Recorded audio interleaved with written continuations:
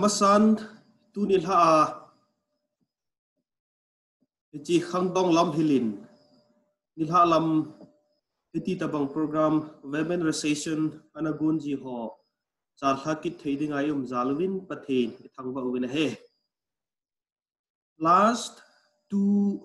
webinars tabang chu sustainable development ay lola back to farm the topic na sata in a JP win edition inam sumuwa entrepreneurs langa lot hing ta hole officer ine ho to edition interaction program ho anaki mangin tu nilha hin hiji to chun ban zomin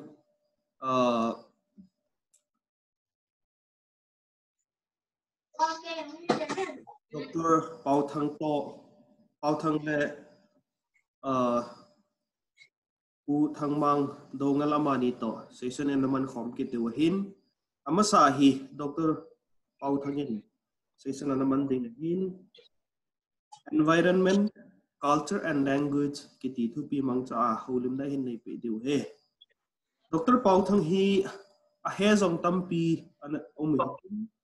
hello lai jong hitin lai holding in cha introduce kan nom to ama hi tu le tu a ZNU itu Jawaharlal Nehru University New Delhi linguistic department associate professor hi ila hiji ZNU azoi masangachun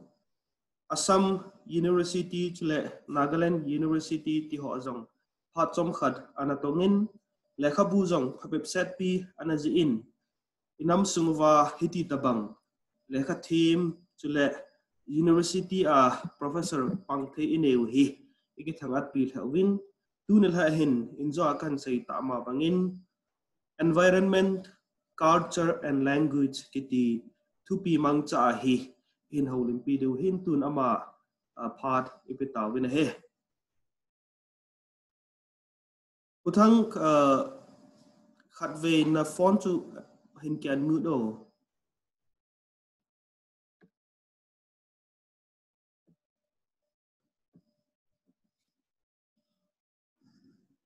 naya thầy tam kisa thầy tai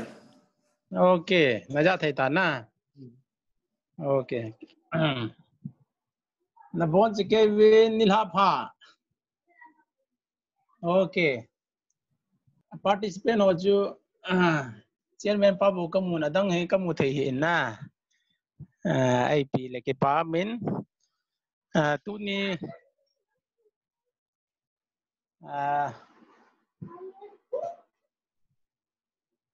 webinar hi boy hoi he jingen aji chu kan tham kha jap loi ja hi to ai tu ni trial hin ai hin lai hin ai pi le ajing athai ke lang le ki them tan tin tu ni la ikhiu lim ne dewa kan dei lan chu hai le ya ka chair panan saitan environment culture and language ki ti ai jong chang a hin cham chakhat around 15 minutes the bang hi holim ka ting adang si chu interaction session ding koi taw tele iti kan sei ma sang chun ningai bin lang H topic hi interdisciplinary topic ahin sule keima thip na tile keima specialization ju language lang ahin language culture le culture hi amani interrelated subject hi anin environment jang to certain extent hi environment jang hi hung relate kin hin hijung chang ahin preparation jang thupi ta kan nei pun on the request of pu thangmangin holim na khat neu te tele chidung ju ya chukong ki gon hintin tunia audience ho ngai theding ai sei no mo chu hi le atam jo hi from theological background to le adang NGO hita ta secular non secular ko na chun alang lonin holim na chun ding in chun religion ahin hung lut phanin kating aban le tin chalo te chi chu ki mo se su ying ka te no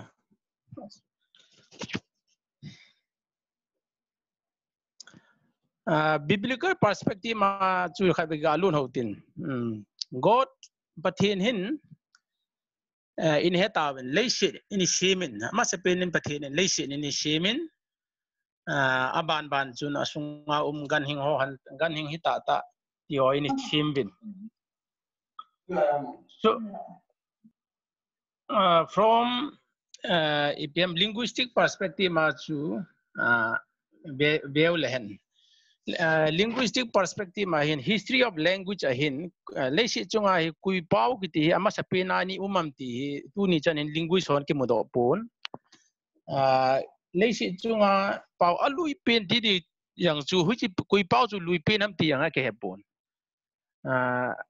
ahin from biblical perspective ma chu even ai pau ho hi ni dang chun pau khat mi mon pau khat ni thowin a pau chu pathenin among kilisa phanin pathenin apau chu apau chu confusion bola mon babel to wara sa lai ba chu confuse ini bol jala chu ba chu pau ke khan the pau ke ta lo hi tin ai chu biblical perspective ma chu pau chu pi hidam ti chu hon he powen he cha ko na chu pau chu hong ki the za hi ki ti hen linguistic history of language biblical theory of language origins will have akisa say lo yang amin jiu biblical perspective in from another school to CPSA intelligent at the beginning of the world at the time of creation there were more than one language pau hi khat bal ai lo lang pau hi zanam khat ni in dan na sei ju another school hi biblical perspective ma chu le pau khat mai ni min bible to bar an sa wa ko na ju pau chung ki the za hi wa chu pathin confusion bola ke ti ai language history is as mysterious as the world itself creation mystery hi ta banga chu language ang hi mystery hi asa nga sang tu atam zo hin linguist hoang hin language history abulpa hi buipi hi angai ta poi ti mi tam ta da la ta ji chu chi a time def pa hi koi man ha yo ta lo chu ji a tam zo hin par su ki bol ta lo hin chi language history pa hi alang lo na chu kan se hin tin now coming back to our topic ji chu topic wa chun environment it seems a central theme. When we say environment to let's say kumpi ichen now environment ai tan heba hi environment dungju ya hi pau ho hi ki the depending on the geographical location of the world pau ho ya chom America in the American subcontinent pau jan Asia hi highest number of language concentrate Jule ita hello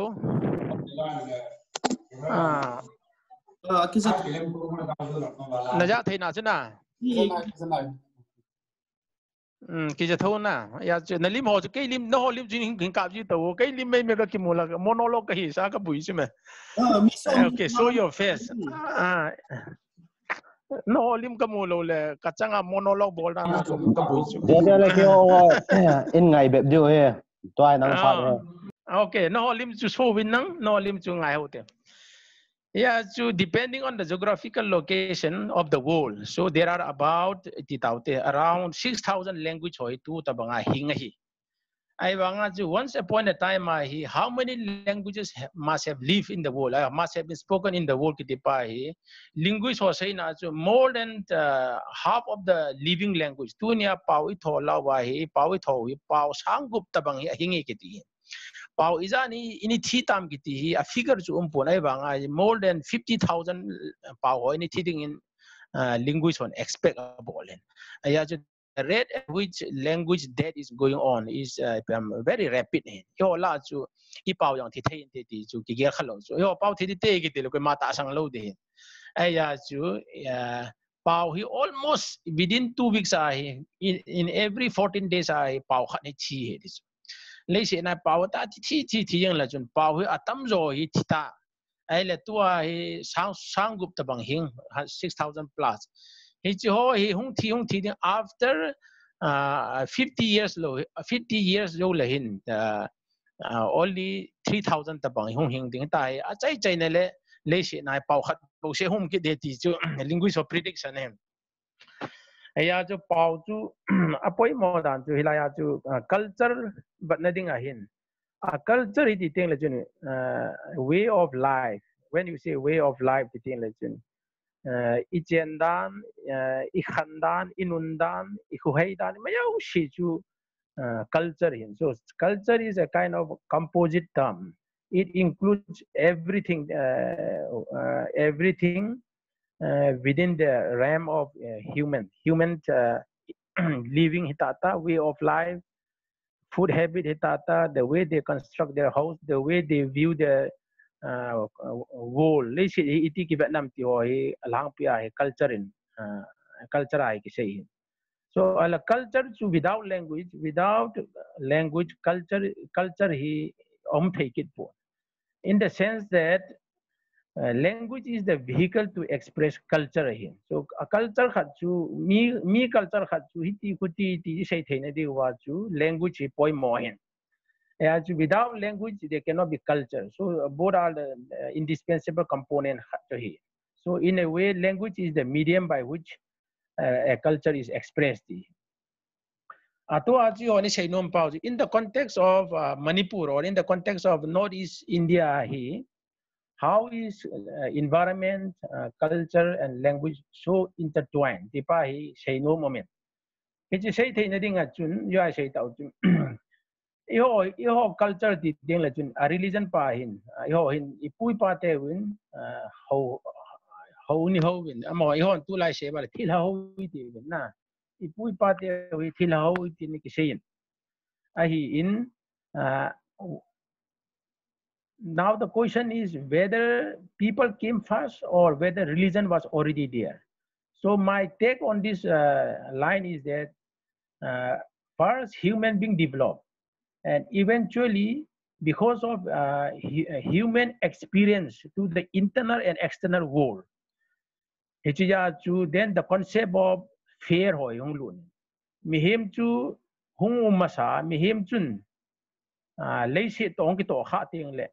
Thilum dana chu thina an to ham ahi lo le piham ban hung ki thing ham ling hung khot ham ahi lo wa le dammona epidemic azat hum jala chu mihim chun he chi bana tu khat di. There must be a supernatural power khat hin leisi ni atu he ta hi heba ko na chu pathin chu an ho pan ho pathin chung kyo pandan momong chu ta chung kyo win atua ai ho hi tele Christian era hi ta win ewang ipui pa teo chun hi chu ini ho win ipui pa teo chun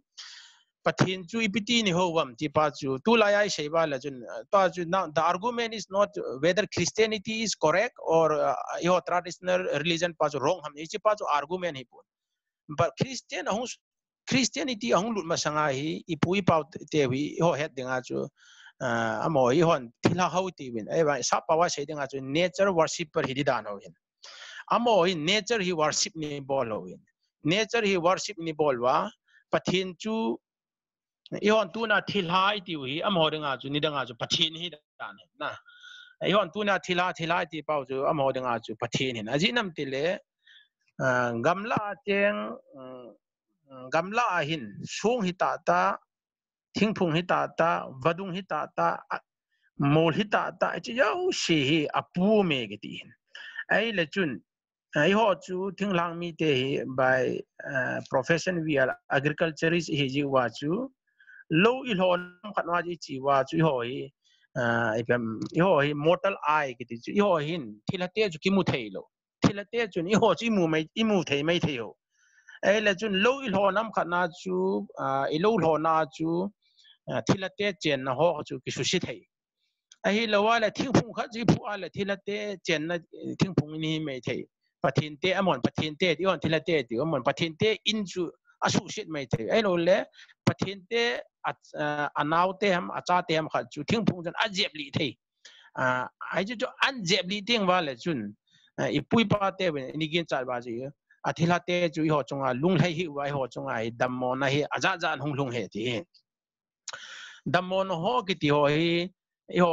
tu la ya medical bora chu le factor tam tan ipui pa te win dammo na view ni ball pau ji pt ni vet bam ti le chun he each because is purely on account of human interaction with nature. Nature is where the spirits live. Thilai ti ho pathin ho hi hilaya chu nature hi cheng hin. Aja nature chu ile chun ho dinga chu is a source of livelihood hin. He was low ki low wa think ki po thil ni sia chu jingka ki thon ni la chana chu he wa chu forest as ki bol hin. Forest as ki bol ting le chun. By dint of our human exercise activity, human activities ala chu hichi thilate in ho thilate anaute achate amo chu unknowingly hi hon amo chu ki su sikha ham het lawang chu thilate ang chu kithat thei he ti te sio thilate achate ang chu kithat kha ham epgm khana chu I ho chunga chu thil ho chu phamo sa wai wa chu dammo na ve shit na tamta hunglung thei heji dammo na ve shit no ho chu ept dam sa dam ept ki ven de ham dia le ipui pa te chun they have the concept of thilki ti chu amo hin phun sa na bolwin chu le dam mi jo dammo ting la chun ipizala dammo ham ki ti cha symptom pa so ama jo zolang ve ham a hi lo le ipiham kabol ham ipibol ham ti chu adam modung zuya chu chi chu de phuna san yo ting la chun ama he tuilang wei he zo lang wei he ti chu ama do ting ho la chun he chi dinga chu appropriate sacrifice ho chu agama chu ki puai wa chu agama chu pathen ko ma jang ngai dam ki thuma pathen ko ma chu sacrifice pau chu a cha ham baton ham kel cha ham ui cha ham vo cha ham chu ki pia he wa chu ki thoya ai ting la chu pathen te chu ahung lung lai ting ho le he wa ko na chu I ho chun dam na ki nong chan thei he ti hin now coming back to the issue of I khat pa chu environment pa hi ga tham khat ga seng ga ti he chi ya chu ipui pa te hin song lin ta ta ki ti ai lo le thing phung lin ta ta ki ti ho a hi lo wa hi le natural resource ho hi amon za nei ta bol we za nei ta bol no chu phiam ti le chun hi chi apu nei he ki ti apu min ama hi pathin te chen na hin apu ma hi ji chun alam lo wa za lo ding lo ki wa na yang le alam lo wa thinglin ho to kha lo ding tai forest hi amon na sata hi pathin chen na thela te chen na he ta chu za ta ni bol wa ji forest hi protect yang ni bol ho but atulai khanga hi the world is changing so the world is fast changing everything is changing so the only constant in the world is change hi ta ji chun with the advent of modernization and civilization chong lu pha na hi and human desire to become prosperous ya gam jala hi environment in nasata hi ato khai tan the prediction of the scientists chu hiale to coronavirus a hopin in saving for example Professor Chomsky na say na chu the world will be able to come out of this corona crisis with a lot of price but environmental destruction gitu pa global warming awang hi escape mum talo bai le shit pumpi ki chai de so the end of the world from biblical perspective as coronavirus ho chi iti pau hi it's like a rapture and something like global warming ong dipa is the end of the world hung hi ditane so global warming juna sata global warming hin ikat mi him cho an to kha ting la chon lo la ai pi ki boyang la phachom ta lo din so the end of the world or the destruction of the world will lie with global warming ti pa he nasata chu tu la ya le si pumpin global warming abui pi ahin now I ho a jo le chun ipui pa te hi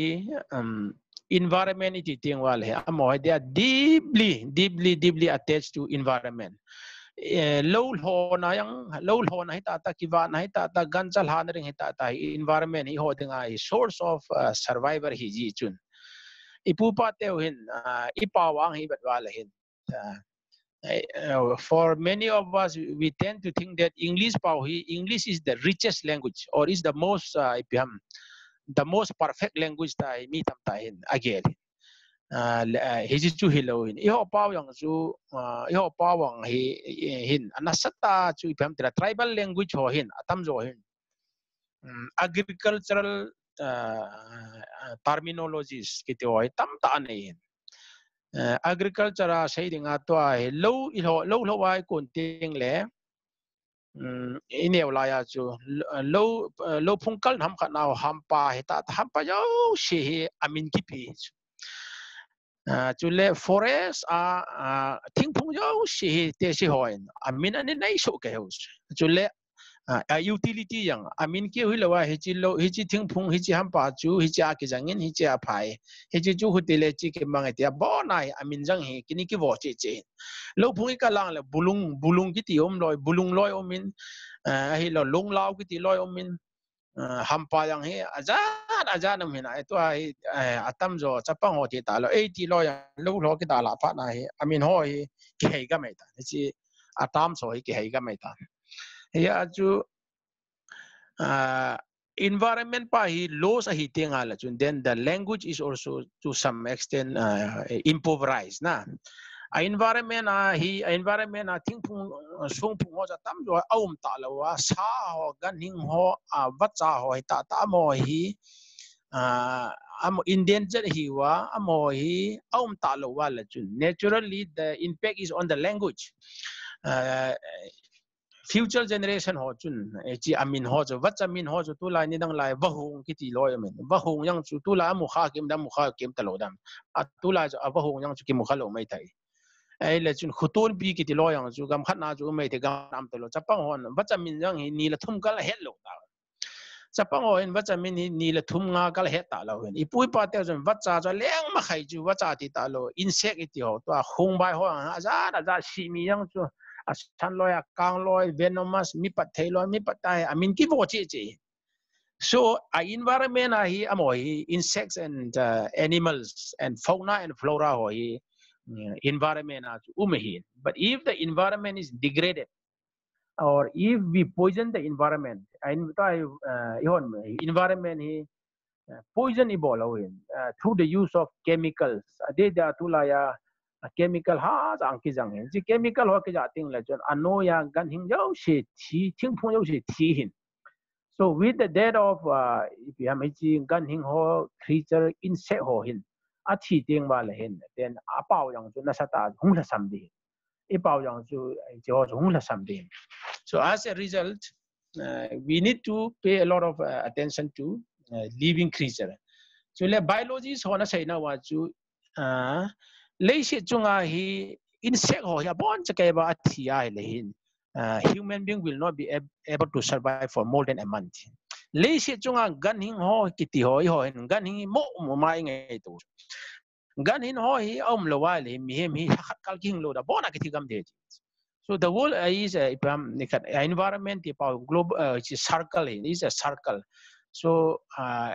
living organisms amo hi one add up to the other. So there is always a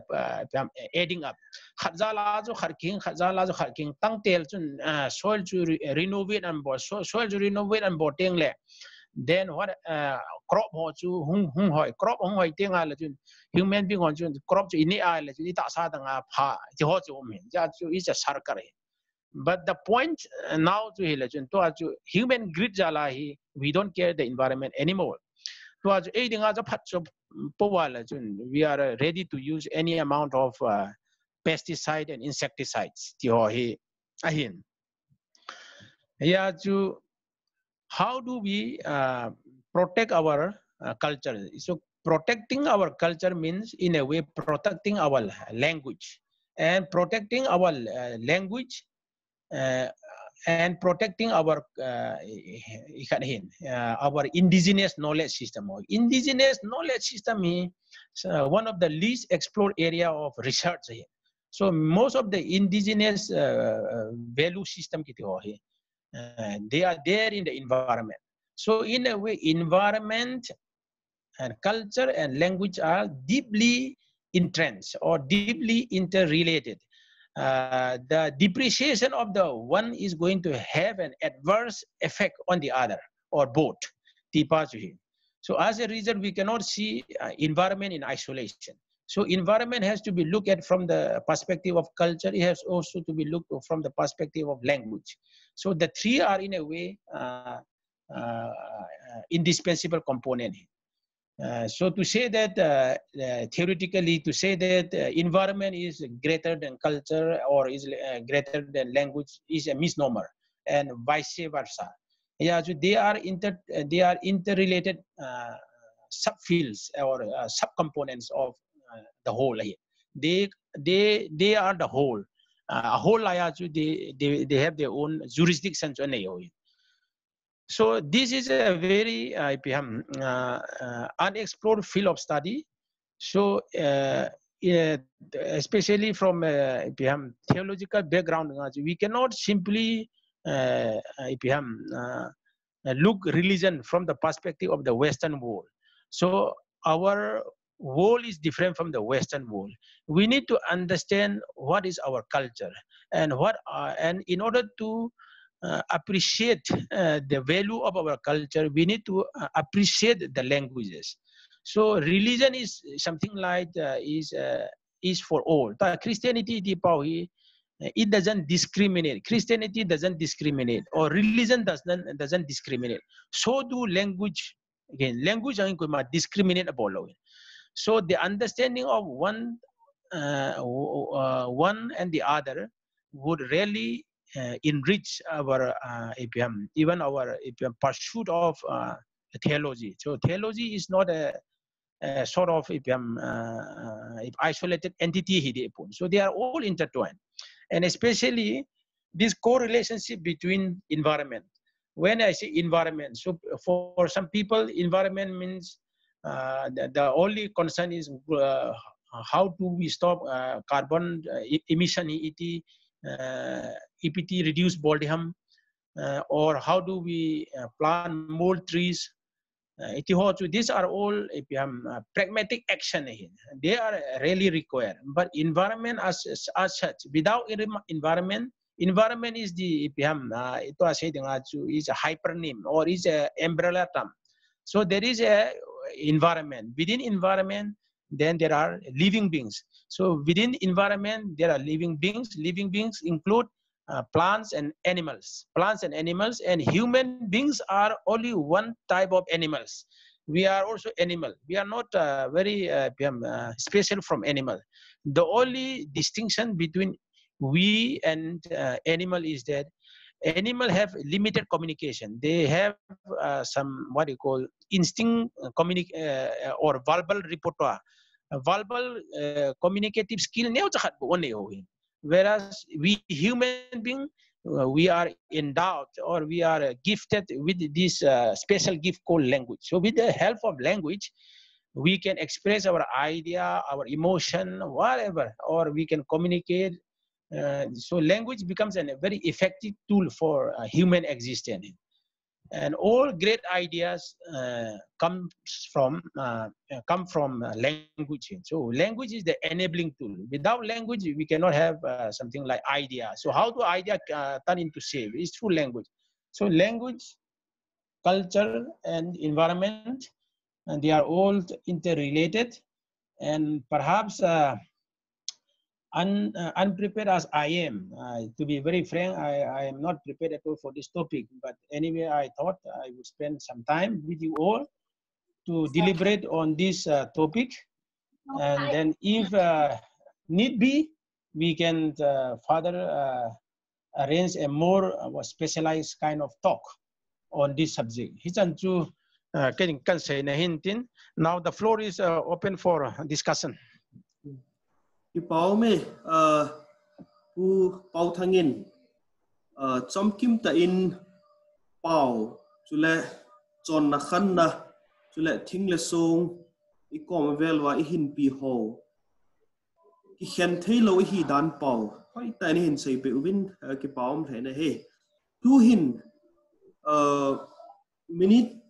sagi tabang tu do dong nom ai lo la ama sei na ko na to supplement ball nom yom le phat ga ki pe hitin tu do nong nom ho ai te la phat mang ho in pam I sei nom pau chom kim ta in sei ding in kan tim bin he Hello, cái con tàu thế đi không? Okay, please. Tóc số hơi lẽ gì nè, cái son khơi lên cái hiến, ai tìm mong bây giờ Glossy of Science Festival cái hiến nè, và theo lại cái heading là hiến, linguistic và hiệp phải modern thì phải một chuyện này, ý số theology là cái heading là theology, any theological issues, biha tam so koi heading là kun, bui na tam tam chuyện nè. After Reformation, so theological tamaku definition of meaning ting wala kun amakun Greek ham erole ham takan baji wa hitna Latin nang se banga so theology azong hi kin e hosai ta ka mudan hi linguistic field ko na hi expert khatin theology jong hi simhan lang le ko tile hin ho ipathen to sei da no do in ya khati kitchen hiu ding a hin na e khap anga e hon heaven and earth e da no to elole here wangam elole here e da no hi batinga le kon linguistic a ko ga batinga le Greek nga ku e o ta sandan to hin ka ha pa be se lo hin na yo ilanga protestant ho se dinga pathin tu sen batinga le kon wangam iti wa hin e da head major ti wa hin in la is ha se da no ga batinga le kon after reformation zo hi không kya se hi bobin na linguistic pa ko ke ben nang le chun yo head dan pa ko hin ke bang jong le biha alien so mai he singo ele ho head dan pa ko hin ke bang be se lo no ki me te hin na ya so ke mu dan dang hi linguistic especially etymology na linguistic etymology pa hi ke mamu dan na wang chu head ngai te dan ga mun na even the theologian need an education of this etymology or linguistic ke ma input su kan ga nu ma hin na so le nan sia ko na ke the su environment to I ho biha environment to mi bin ku hi a chi khon dam pas na ka se da na si wa tinga la khun ya I ho in la nga ku ga tinga le environment ku is ecological imbalance hi ta na otherwise it's ko addressable local environment ko na hi linguistic long hi enrich hi na ela to I ho pawa environment ko na pawa ila jong ko tu in environment ku ecological imbalance ku address ki bot hi le ganing tam tamang nang la chun itu isa tevin ko to paw tam ka environment ko na ila to paw hi am ho dang disconnect hi ngoi ta na ma ya input nang to sia ko na ko hin la do hin sule ke ma ya theology ta philosophy ta kan sin na ko na zo ke ma sam khat na ran ha ko na kan me ba de no me pa tok so okay adong be nom uma mi thum tabang question ga la ta beu hite adong be nom om le chen khat hin dong hin ka te Pauthang hoi tu ni nalim longa ki tha mu ki na le go lang chom de ki ni na phale ji kasam sa ta sam honri pui nan sei tu ki pam le je ngin thil tam pi den pawin I chan ge ya mi he mi ahin ho sim ham pi ade sana I paw long mang thei da nai gel lo tam pi khat re sil cha ho wa di cha wa I sei ho pam som khat chu ka gel ben ka ki hil chakat kaga kato agot be se lovin ka sei nom ka na sei Say that. aje chu ipui pate win pathin a het danu le thilha het danu na sei pa chu amo hin pathin hi hat chung nong pathin khat hi ane yuwa aba na hi leise na hi pathin tampi uma he cha phave khat aho wu hilova alung hai thong hi phave khat uma na ta sei ding a in zo na sei banga chu ipui pa hin thing le som hi apu che hin ai lo le leise pathin ho hin a control lo hin mi hem jeng hi hi chi leise pathin neo ne ho hin asu khat hi adam mo sa hi athi sa the le yong ta san je wa chu alung dam thei na di wa hi akat ji cha pathian na ho khu chung mang pathian tia ho wa ai wa nga hi thim phung song phung ho jong ka ka ji na la yu cha ye chu am ho jong hi alung lai anga ye ati wa hin la pathian len pen pa hi ipiti sei da a control len pen a ha ta sano hi cha chu in neo dang ho ai su kha lo na dia a ho ho lo hi thilha ti tabangan sei ja te hon thilha het da no hi alha jeng dong hi tha ni thadam tiu loi sawa thata sa thata cha thi la ki tai tiu den hi thazong tiu cho na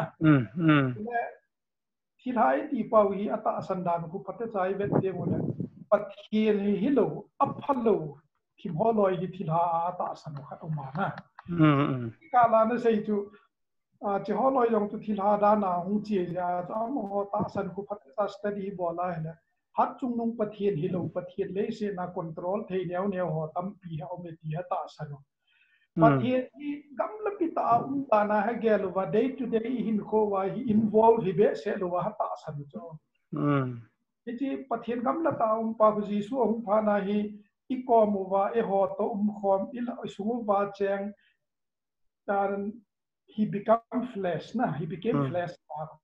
ai pha na hi ti lai ta san pau to chu hung ki khel ja ma pathian hi la wa involve wa ibune na mi ne na oi su ne jani to ai tham zo se wa ma ko mai tau phan wai hung ki nai ki ne cho na chi ki ka ki am cha khat thi ha a hello ko yo ni na het ding ju ka dei lo hal khat ka hi be la mai okay very good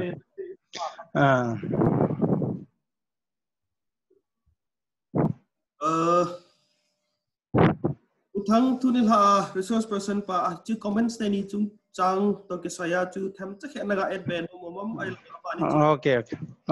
can add nge on to chu comments ni hong in the form of comments in I will begin with the second na and then come to the first thing ya ulet ka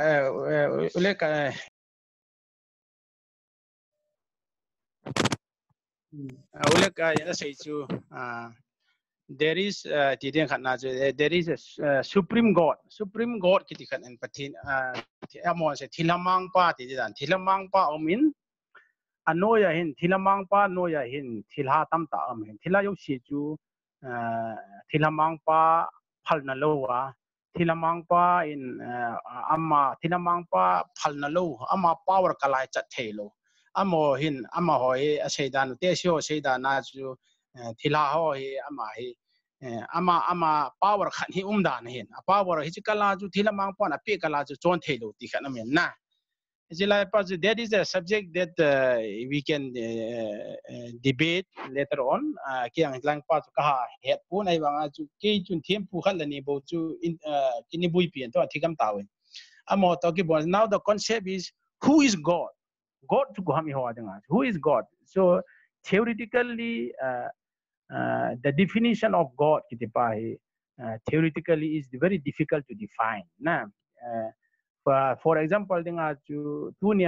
who is god for us god is Jesus theoretically speaking not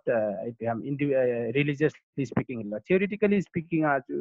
for a Christian god is Christ but for the Hindus Shiva may be god na so depending on religion to religion so each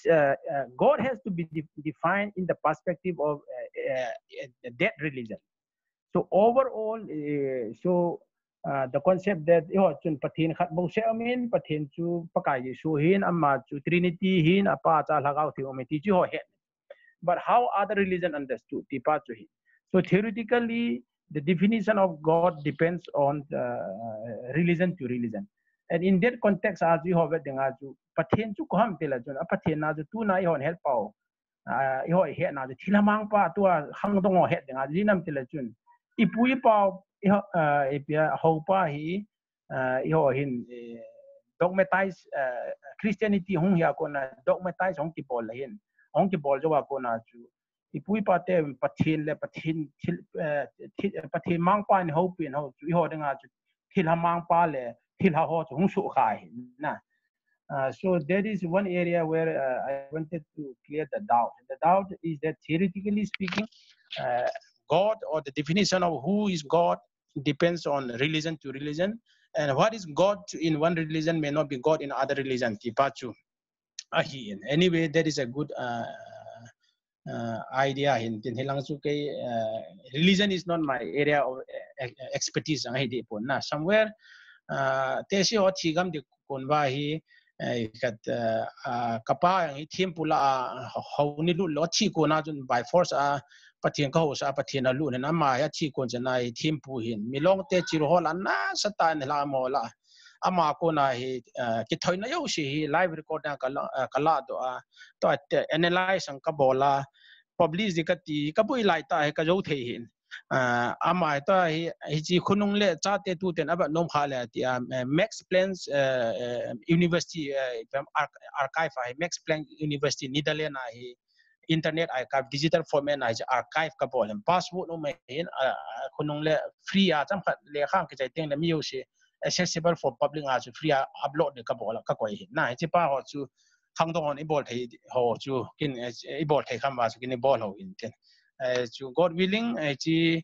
thu ho hi ka ji chai teng la hin public view a ding a hi free access a ding a hi upload chi chu password kala do din time view for all chu kala do din ta hi tham khat ka hon jang restricted ka ko yang non restricted ka ko yang hin he chi chu hin tin. Coming back to first question, we have a next speaker. First speaker he le amana say na chu how is how can linguistics tilengai po na how can language enhance the dance because linguistic is a subject, so the subject cannot help the religion very much. In a way it can help, technically it can help, but there is a difference between what you call language and the subject. Linguistic is the subject who studies language. So language is about how Christianity spread. Nah, Christianity how does Christianity spread so far and wide in the African world, in the Asian world? No religion is able to transcend its message to the people. Then what Christianity can do? Nah, a Christianity in abol thaipa hi adang abol thailopa chu is because of language. For example, he Muslim te hin pathen hodinga Bible na simdinga ila hin amo epitiwa Arabic iti Arabic pawa na simlawa na sim thailo pathen na ho thailo. Similarly ikat tua ihon Judaism iti Judaism hi Jews te yang hin pathen na ho na diwa so why behan iti go away, we are discussing. Jews te yang hin amo pawa pathen na ho dinga pathen thu na sim dinga la jan ichi ikat Hebrew ti lawa hi Pauthang kiti momonga hi pathen ki ho thailo. So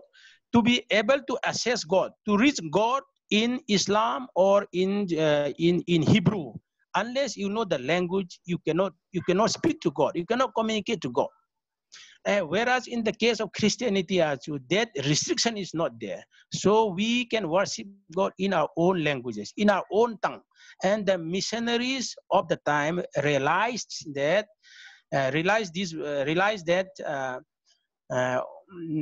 God's words, God's hymns, God's songs, God's stories, the story of Christianity, the story of Christ on it should be translated in the language. Native power unleawi.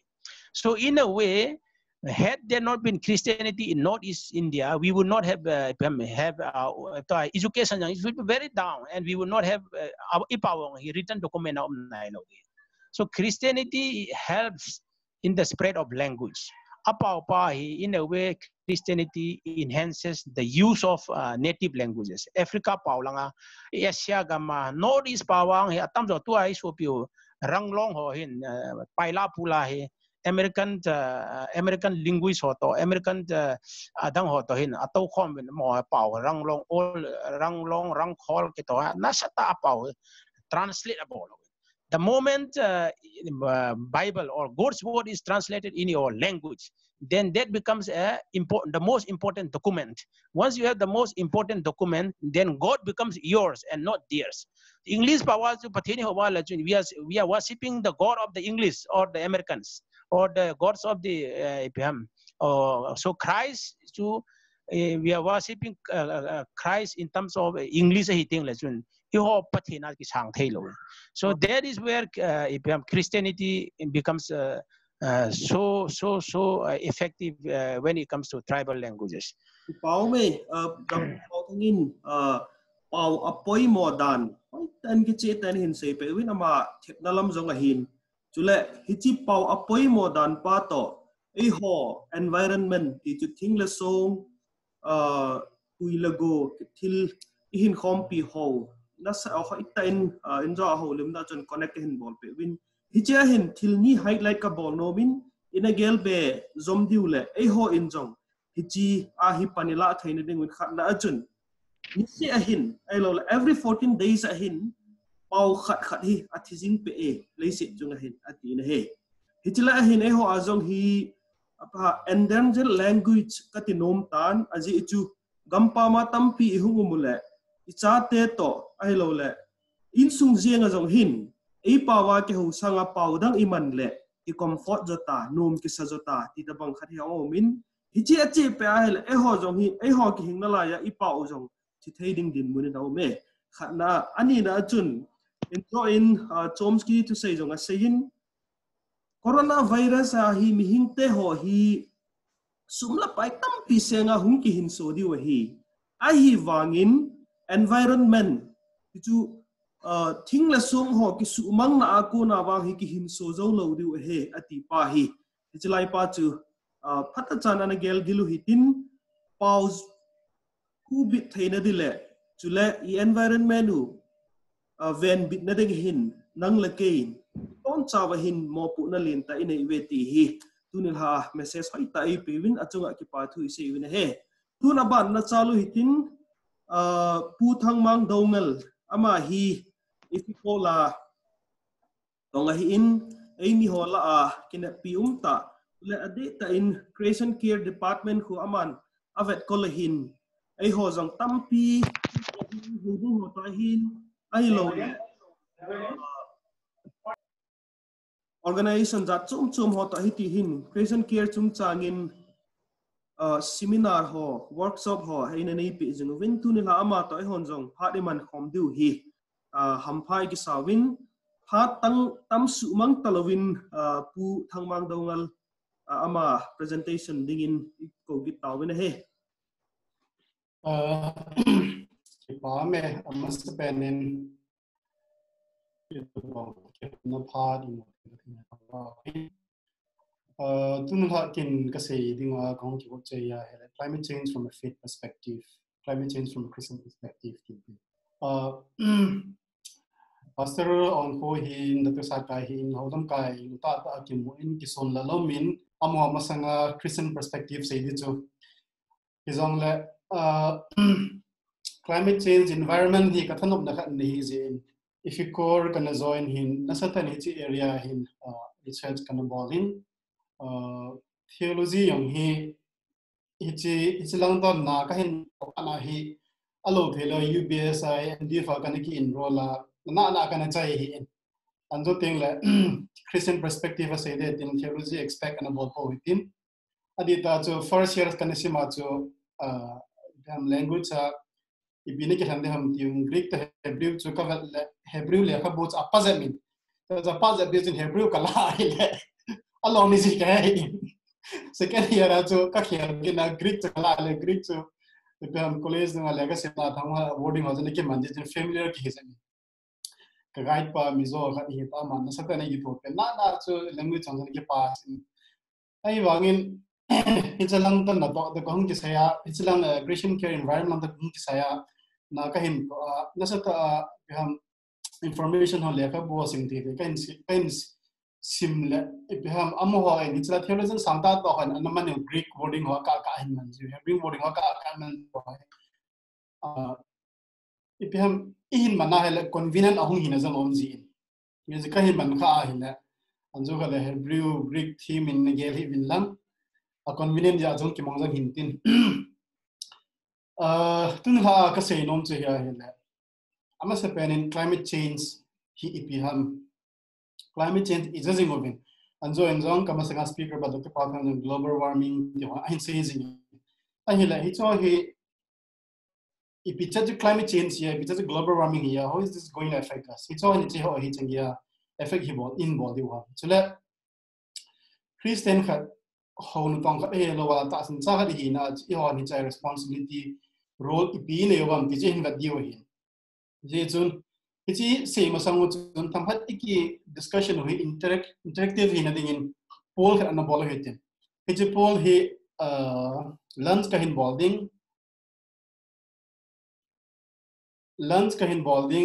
tik na hin bol mai tik boldi mai hi in his tik na koi chu ko han tiang mi cha ka hello din cha adi lo tiang on point yo thampat interaction dinga chu ichi lunch ka hin bol hi in using 3-4 minutes tabang partner law within ichi poll hi ana bolo ite na move a question cho thumbs up nan bol theo he voice ikhat wa yang la poll he question scroll bol levels and question group hi in so you just have to tick it Umang hoy question hi ai pa wa jong hang thun khat na question number 1 to hi chi hin te ho chu men sai okay question number 1 is any environmental changes in our locality it's a na gam sung na khusung veng sung it's a na wa hi athi sa kum som nga kum som ni sunga hi is there any environmental changes we has mam ailowa le temperature sat pa hi filibol wam okay question if option to ni ahong ki bong khan om na chu khat bos ai de increase in temperature chu ailowa le air pollution cp lam ya air pollution tam ailowa khat cham lo ham chu question number 1 in so ani na the climate change ki te nga hel angai thailo sang mi am so climate change si mit tham na ailowa la effect kam ailowa le west langa chu US Trump government on climate change there is no climate change ati na so laham chi chu tikna bol hetin so la thumna chu climate change may have an impact on the following climate change oh my ipbi hi impact affect bolam chi hintin alina ju just like caring for an environment has anything to do with Christianity na plastic kaman lom ji a mai lawa hela environment hat care ka bol ji a chu ka bol pa chu ke ma ta san na faith to na connection le pi mo chula angana John 3:16 very common verse na parts here on he had bonds ke walum china si John 3:16 it's about just God love for human being on na the idea climate change will not affect Cookie inhabited areas since it is located in one of the global biological hotspots. Cookie climate change Cookie one of the global biological hotspot. Just think about my just 20-30% of the win. 1 minute kan nala deu te.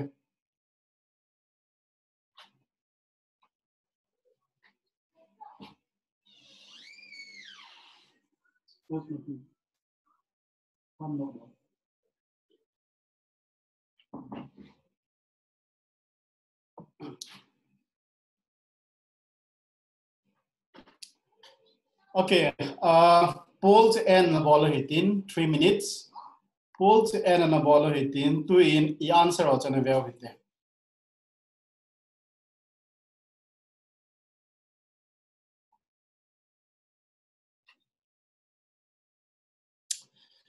Now, answer out to na hele.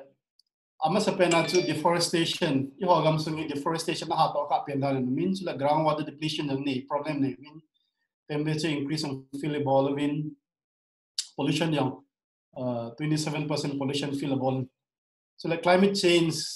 it's a fact and is already happening.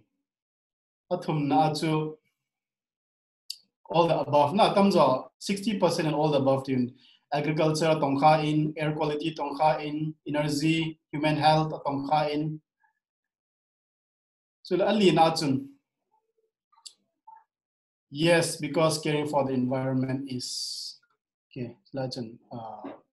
Is a biblical mandate. Then I think I can make the point. John 3:16 is about God's love for human being only. True, false, 20% in truth, in 67% in falsity. I don't think it's also in the news just brainstorm climate change will not affect 7% of in climate change it now affect about that. I mean it's just like now in discussion on the loan.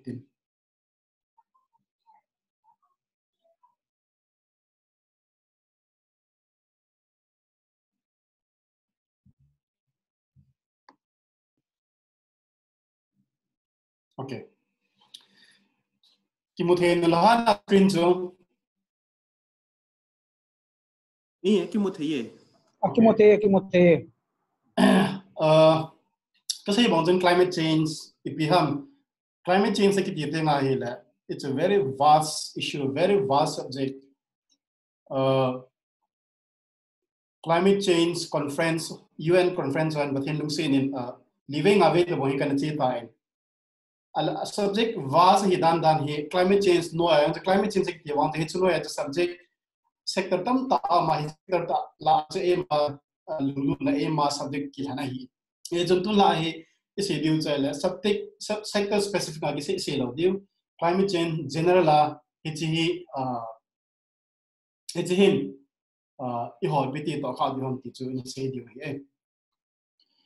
ala anzo a discussion poll in the ball now in climate change ila awam ta in I mean fili ball ta when fili ball ve even akut ya hala climate change ipiham is an aware with there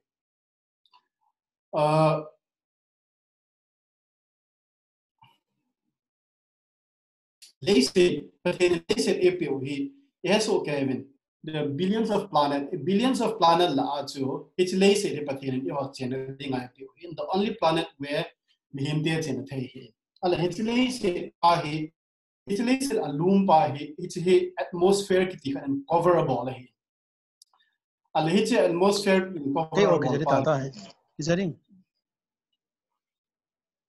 okay it's an atmosphere uncoverable parts of human beings we are capable of changing that environment changing the atmosphere aku tizaji bi balam dil ache sa kum zakat since industrial revolution begin industrial revolution on ke pana hi human behim it not now kolam khathin screen ai ikat pandan hai na phong hạt trên bàn hai la screen blue ikat whiteboard e kom hatan mandan hai among mountain rock thabol kilam kutia wala screen news sa hang mai the hin okay continue no ball hitin kasi banga this atmosphere that changes the earth human being we are capable of changing the composition of the atmosphere now it's an atmosphere to lace it hin asal ladap kitup chana ni wa temperature kitup chana ni wa so la light to line pi light ta kitup chana ni hin ahin la ache sa kum cha sunga hi industrial revolution ki pana hai ititam dia hai hichi gases ho pollution ho industrial kona pollution ho in terms of millions of tons nisi ahi release ahong ki bol ja ahi hichi composition pa hong ki khela asat pa hi again sache che ati when scientist ana se na wa cha ache sa kum ja sunga hi earth temperature hi 0.98 degrees Celsius average at 1 degree Celsius hi akaltai tiu hi ala tunya hai 1 degree Celsius akalai tia hai 1 degree Celsius alpha mal hom kai hai ba 1 degree Celsius hi average akila hi in hispa hai hoila mana ji kemi 2 3 4 degree Celsius hichi hi example aga piding also car gari hi example nga monglewan car example monglewan car hi nisano ya ke koya ko aki khadna nisano ya ke koida na hi nisana sa tinga hi apolang asunga car sunga hui pot na dingam lawa hi car sung ki tuma sache hi che hichbanga chu hiche leisi hi atmosphere anja gases also atom hi hiche gases atom pas in sia in terms of millions of tons are released gases by tam che hichi nisa na hin sa tinga hi a heat part trap hi sangdeu trap asan deu je achu hiche average temperature at pa hi tam culture hi in chat achi sa kumja sunga za scientist so hin the average temperature of earth has increased to 1 degree Celsius. So the Amman project of all now what say one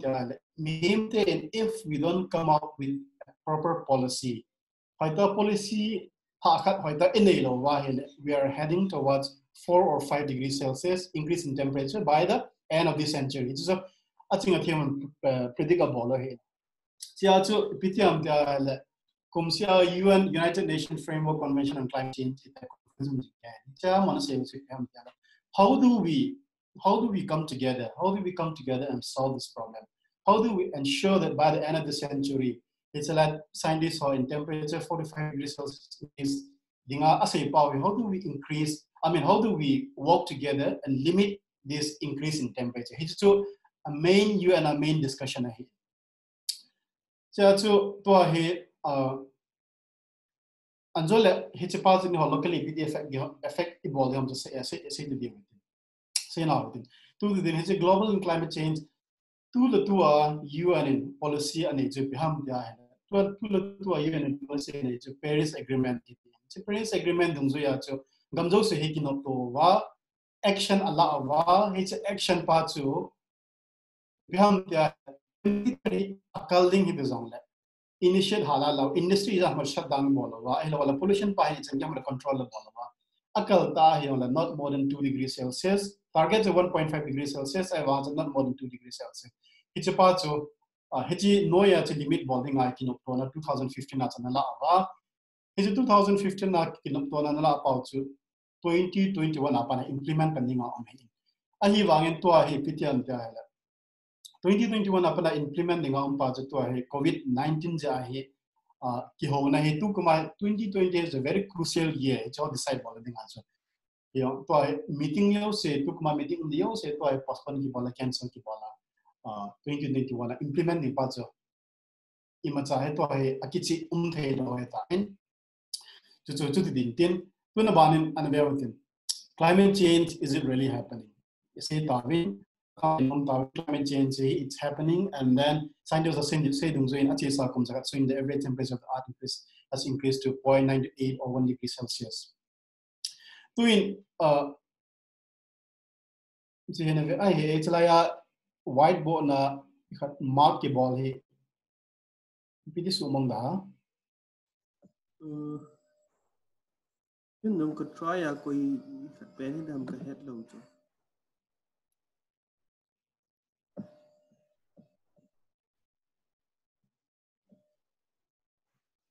okay aki mu thei nai chi zom jing mut ka diu ten do lang te okay chi zom jing to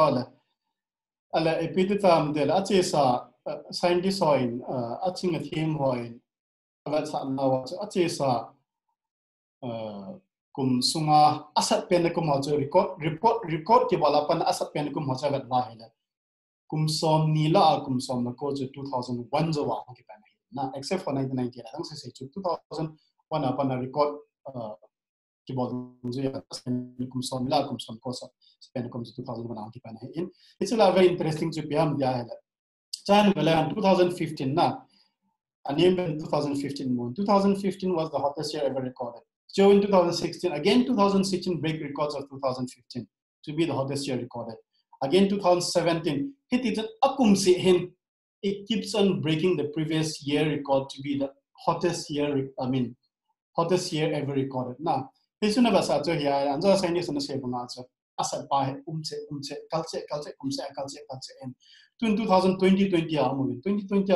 January report about India. So January 2020 was the warmest year on record. Na economics. Atala tukum mail hajo dehi ahe 47 degrees Celsius kityo hi. Asal he man so namo amlo hin tukum hajo mail hajo 47 degrees Celsius na pa hai. Na chilo Rajasthan hajo more than 50 degrees Celsius na pa hai. So more India is a government in heat wave declared more. Na this is never such a beham dia hela. Akum si in asat pa akalche in. It's very crucial government policy level initiative yang hinantin yang local level kuna chan the initiative bodong the same thing. Twin calendar chaka na ve 2019 na disaster na so well Bihar flood no mean Chowin heat wave the flood nam coming soon flood no Patna flood ni jahala something volunteer Chowin Kerala flood 2019 and 2018 on continuous years in 2018 as one of the flood India flood witness lands sampen law in Kerala in so flood anom no ho in wala landslide disaster anom no in Kerala in so la Uttarakhand hi kana to an organization in relief and was in kyang Uttarakhand flood relief in kan say even na a landscape ho I think la unda no even na ho Manipuri chen now north is chen now ki be lo in landscape so to ke ja in ho lang zong if the same amount of rain na Kerala yan lang Uttarakhand yan lang same amount of rain 100 millimeter pungkana 100 millimeter 90 100 millimeter ho he zu halang ni ne thum ta bang ki zomin zu halang la north is yo channel gum ke ba na thing hang long to lo adita zo thing hang thing phung le ta ta hin so ne atin zo ding ne ba in thi so ting zo ding zo la no pa na he ba na hita bang rainfalls north is ni ho channel gum na sa ta ki channel gum ha to ha di ti chu aki che ma ma jeng kung 2018 hita min jong sambil langa landslide kat ina to na yo channel la so another cyclone ho yong hi masanga chu disaster history hi even na hi cyclone or super cyclone I 20 years once in 20 years once in 10 years or so I want to even I achi sa the part almost every year na every year ti ta lawat kum kana hi nilathum at least 8 cyclone aki phasing kai ta so Karnataka flood in 2019 2018 as a weekend May drought or mean heat wave or mean so about the Indian context high village dust storm or mean Kerala flood no mean ni Zangal Jini Langati cyclone no killing cyclone October November mean 2018-19 na 20 but 2020 I have na 2022 ni June layo na layo asa kung ake khat bo chin lai hin na ake khat jong ki China lo na hi wangin hi sai ba na le heat wave on ta in mi izan heat waves mi izan ba chiang ta in North India langa so in cyclone I'm fan of cyclone Nisarga cyclone of na sa thang Kolkata ko pi kim bela chewa atong kha in cyclone Nisarga chila locust attack locust jong hi khao thang na khao ko it's young he very much climate related he na bizem diala locust to locust India attack in ball history he even na he long ki pa na even na he 2018 Africa eastern part of Africa nasata go na zu ya hichapa na jong ki pa na he khal hong aban bana ja jong chong tu kuma 2020 India and in India na sata Central India MP UP la agriculture na sata attack a bola affect a bola in chila tu kumin la chisa tu June ha May June jinang Delhi la earthquake lenta se te hilo wang chen ne earthquake frequent in thumi level anum manin earthquake wang cha climate related de law hi in ya la natural disaster pa che ga se hi it's a natural disaster occurrence of natural disaster frequent ma time so hey even na very much related to climate change na warm air condition climate change nisa asat che ji ahi water vapor tui ahua le tam che ji ngai na ala with each additional 1 degree akal sana hi atmosphere in achunga tui capacity water vapor capacity thesa 7% akhalati na isuna ba sa chaila chi sa sunga hi temperature kal ya hi water vapor in hi na sata ume su ga sedinga chu climate change tui ha kiti ai wa adi ta ju tui ha hi point tui masanga sanga atmosphere achunga tui tam ja hi na go ningumin 2019 in langa na sata in low ball light in tui ana ha in adi ta ju tui hi masanga sanga ju atmosphere tui tam ja awan the problem je piam dile masanga ju its temperature climate temperature increase anu masanga ju go am pam ju aphacha go zu aphacha lo gi bola aphacha ti lu mi to he it is cycle pa ju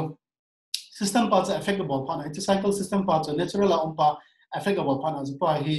go tam ta am wa nga ju go aphacha ju talo al epidi tam dile go aphacha ju lo pha na ju to Kerala bang Uttarakhand bang aila lo Bihar la flood mo che piam dia ila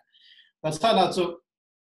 average a he ni khana hi low bong dinga ju 19-20 millimeter of rainfall na average it's looking at sa hi bang to gozu da hi bana da bo hi gui towns zo hi hap ta khat na go zu ding za to he ni khana zo ki to India context abo sa hi point na vanwali global ai bana ha disaster of na ha flood na ha landslide na ha flash flood na ha bo na hi chi case kan ta bong hi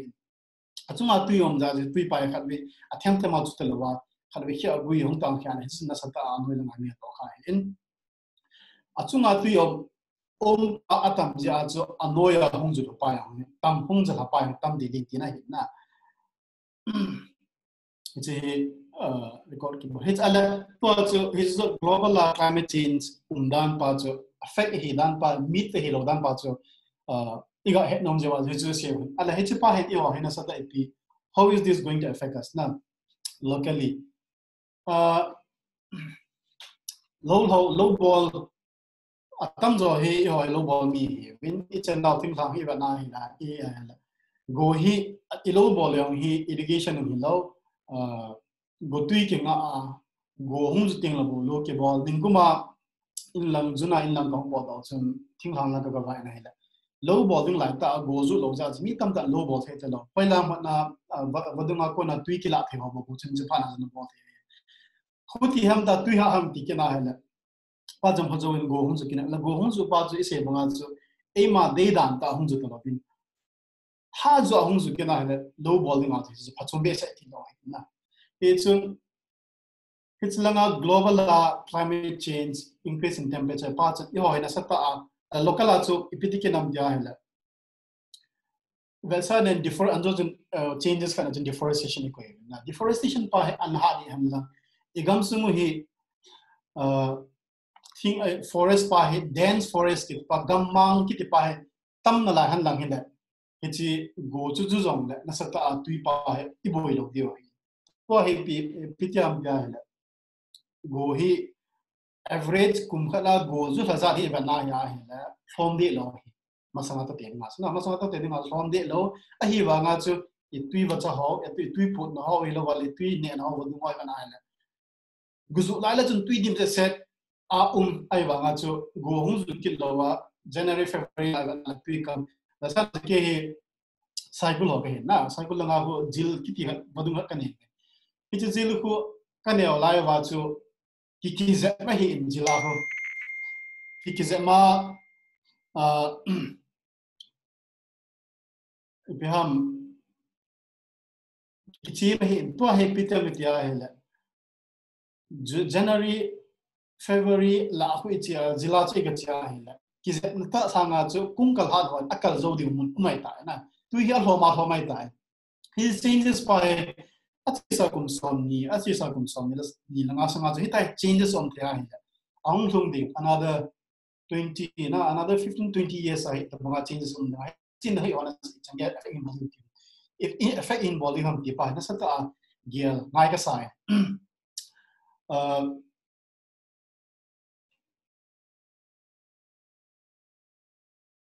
this is tui vodung chung changai se hi na vodung bu sai hi point tui thilang dang aspect sector dang bela han climate change effect impact it say thing it's not just river water hola hola vodung bu sai point sector jo se health sector helang agriculture sector helang ai lo wa hela even education sector affect ball na ye jon anjo question poll ball na jon ipp chu sector effect ball down in se na at least nga kum som nga bon iho head thea chang get effect ball la hela ang lung ding ni khola phan another 20-30 years hisab ball it na isun it chang get effect ball India he ka ho thowin ka India ka ha chinala in bitam tel wadung atam zo except for some big rivers na Jamuna Ganga Kilowa so wadung atam zo iho inlanga wadung hot bang atam zo he seasonal he ta hai chu lala go to atu I mean go dimadim li hoyang chu aso se ai wanga chu winter lai dunga hela January February March la buzuma sanga cha hela atam zo tu yo he kangai ta am manai kanga ipem Pukidana itu hing mana kive na budung aja. Hitu cun igam sungu zong he, ibham ain thana deng hi, if hisa mala so besa untom main na. Tuin kasi bangaja climate change is a very vast issue. Some introduction bozo tham chaha iga ase win tuin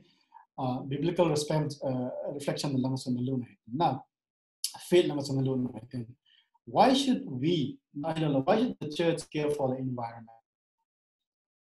When the problem with Thomas in Satan, when I hear the church in busy, it's a faith perspective for its environment issues, discussable, responsible, the I must be a girl to hear he's a came a girl na. Kasi bang pastor example group mo, minimum no to important Peter. Why should we care for the environment? As one, it is a responsibility. But responsibility APO na Genesis bung ni chang som nga in movin. Juzawin pakai pathen mi pa God na mi pa alay holding la ching tuk ding in den suma so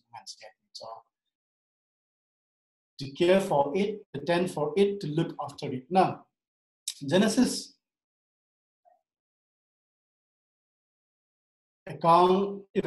very interesting, very masana Genesis boring kana sa na Genesis chapter 1 story da na kisema boring kana sa ai bang to hai ta kasema le interest nasata in kalungulu ni nasata in kalung thima lai aje pathin creation account he bana hai simpania biham lisa va muthima ko na va chung khana darkness and light si mana so anini mia land 2 years ma land upon a separate balan lay sema so anilinia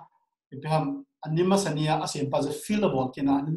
animania zong second day nia asim pem tui chu nga ha fillable kina cha chaina ding aniguk nia anithumnia ibham asim lay chunga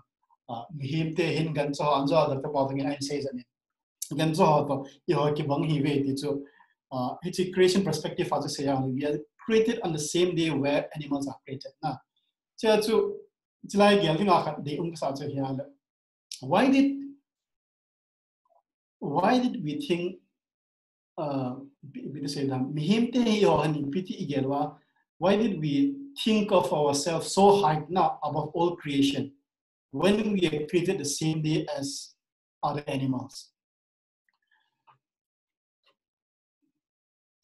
So I must have been a responsibility. Why should we care for the environment? I must have been a responsibility. It is an issue of justice. Now, justice in Michael Bunguchangi. Why is it an issue of justice? Why is caring for the environment an issue of justice? We enjoy Saigula vodun two example in kana say na ati sa kum som ni sunga tui dum dim zenga no ta ki zat ya tua dam ki tin wa la dam ki tin pa na tu gong ta me ai wa dam ko ala do ke wala tu ko kang bong hi kin na masanga dum tul ati sa gum som na kum som ni sunga ban hitan gas ki hi nam ya ang long dum kum som ni kum som thum a ita banga ki hidam, which means that tu near eon resources in man how tu man how thing man how ilo wa if you man those resources we are accountable to the next generation na. It is very much an issue of justice for the next generation. So caring for the environment care about thing it is very much an issue of justice for the next generation. Tuna taka na the issue of justice. So the atum so caring for the environment, it's very much an act of loving our neighbors. Now, in a globally connected world, now who is our local neighbor or who is our distant neighbor now? For climate, UN climate conference, one of the main discussion the developed countries are responsible for the climate change. Annex 1 and Annex 2 countries are even now. Developed countries, they are responsible, so they have to take the responsibility. So one of the main discussion here, I want to is it debate on a concrete agreement, Paris agreement on Bangatsu, not very helpful. Now it's a blame game of chasing. So this is actually two action in Manila part to hing e-commerce. Plastic nangin unnecessary hilowa polythene dia tahu ni siapa yang mempunyai itu yang iman saya tinggal di pay sini na hampir aja. Aja ini lengan tu pada recycle process yang lakuin. Iman saya tinggal pay tinggal hoya amung tiang kia pelanggan. For a plastic to buy the way it takes for more than 300-400 years. For some plastic it takes more than 1,000 years to buy the way. Jadi tu itu plastic hoja gansam ane the hilowa le. In a cycle of change aja. Hizin asal tak aku nunga ima effect ni buat kita na. I love hingi kom effect about it. So when you care for the environment, it is very much an act of loving our neighbors. Caring for the environment is a thing. Biblical reference kalung tima hong kilang jinghat. So Israel history to never Israel to sima to never Israel the Eziba ko na hong podo din watch. But here nasata instruction na pio. Instruction na pio lawakat si biham dele Egypt gamna tumteng wahela. Sorry, Kanan gamda tumteng wahela. He is in the ball. It's a sayla kat se biham til. Kum gup long na thodiu, kum gup long na thod so te wahela. Kum se gina sabat sabbatical year ti na sabat nakichol na sa diwati na. It's one of pathini clear kichi sela instruction na pi. Ahil Israel te se piti am til agati talin. Achevin Kanan na lung alut talin. Alut jo wa jo che pathini sak part instruction part jo bam anamong sa talogin na amoha in sabbatical year image thum talogin dichon for 490 years na Bible for 490 years is as an example on same na they continue to plow the land sabbatical year pe ale epitatam dia hala second chronicle his Leviticus bung chang ka ha na Leviticus ta Leviticus as batin chinta instruction na pe Chronicles ng Azivana hela pathinin 490 years to bang hi kanana omzo wa hi Egypt so changin Babylon gama anchi Babylon gama cha ko visa changa nom bang is Bible achi no theman ase wa hela Babylon gama cha alang pe kom som sagi ta bang so changin an ve ki tin na 70 years to Babylon gama so changin and between 490 years or 70 are divided more hela Kumsigi 700. Second Chronicles Deuteronomy Tamacho. Israel so changa Babylon when they were taken captive during their captive in Babylon, the land take rest. Na lay said between the land take rest for 70 years. Kumsom sagi low and but land rest on Martin. Isn't it biblical very much but in clear ama concern in about let's say carry boarding pa concern in about nasata Bible ki chen ta namu it's Bible according to moving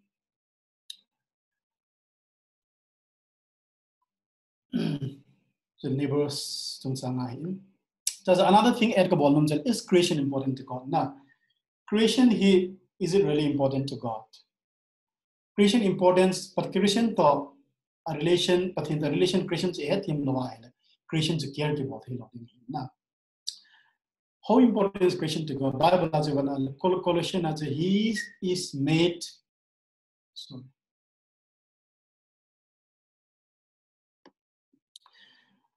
He is the image of the invisible God. Yeah. He is the image of the invisible God, the firstborn of all creation. All things were created by him and for him. He is before things, and in him all things hold together. Now, Psalm 24 the earth is the Lord and everything in it.